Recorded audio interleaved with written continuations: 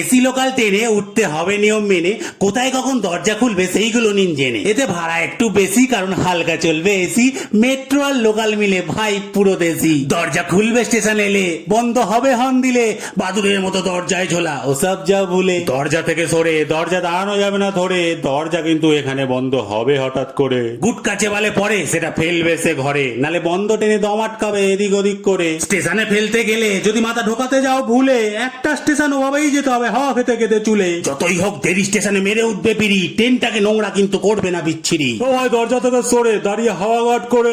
এসব আর বলতে হবে না, এসি চলবে জোরে। ট্রেনে জায়গা থাকবে বড়, এতে লোক ধরবে আরো, 4 নম্বর সিট দিয়ে আর ঝামেলা থাকবে না কারো। ট্রেনে ক্যামেরা থাকবে সিসি, এতে প্রোটেকশন হবে বেশি, পকেট মারের 4K ফটো উঠবে বলেছে পিসি।